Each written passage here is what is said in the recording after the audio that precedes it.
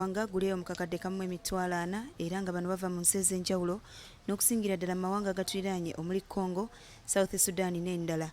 Uganda y'emu ku nsi ezikyasinze okwaniza abanoonyi b'obuddamu mu nsi yonna. Ng'omu ku kaweefube ow'okulaba nga abanoonyi b'obuddamu basangulwako amaziga n'ennaku ebajja okwaboobwe, Gavumenti esazeewo okutongoza enkola gye batuumye Job and Livelihood Integrated Response Plan for Refugees and Host Communities mwegenda okuyita okubabangula kibasobozesa okufuna emirimu okweggya mu bwavu.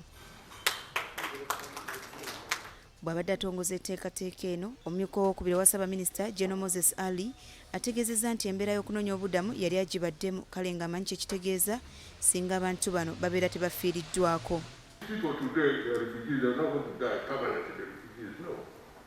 They will one day go back. But while they are going back, they should be handled with courtesy. Okusinziira ku minisita omubeezi owebigwatebiraze Musa Echweru, omuwendo gw'abanoonyi b'obuddamu mu ggwanga munene nnyo so nga ate Uganda yekyalina enkola ennungamu eyamba abantu bano. Because there will be money, there will be jobs that will be created that will enable the refugees to be able to determine their own destiny while here in Uganda, but it will also help Ugandans to know that being with the refugees does not present them just a burden. Ono ategeezezza nti yadde bakoze buli ekisoboka okulaba nga bayimirizaawo abantu bano, wabula kibadde tekimala nga kye kiseera okutandikawo enkola mwe bagenda okuyita okulaba nga babateerawo emirimu.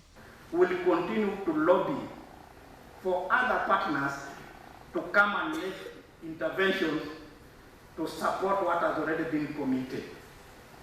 This is a long journey that we have started to walk, and we must walk it up with its logical conclusion.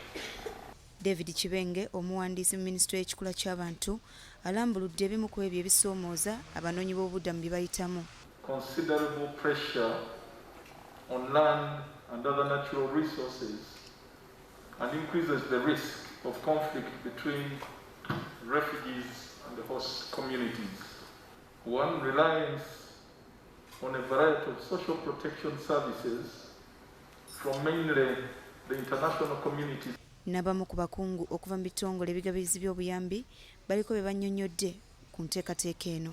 The third reason why this is particularly important is because the analysis that we did as a UN system in support of the government of Uganda on the COVID impact, it identified youth and women in the informal sectors as those most affected by COVID-19.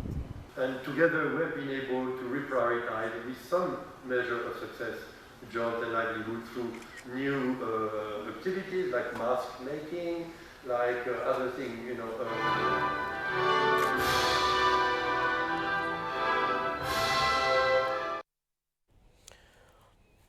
Twebaza gavumenti olw'enteekateeka eyo, katusubire nti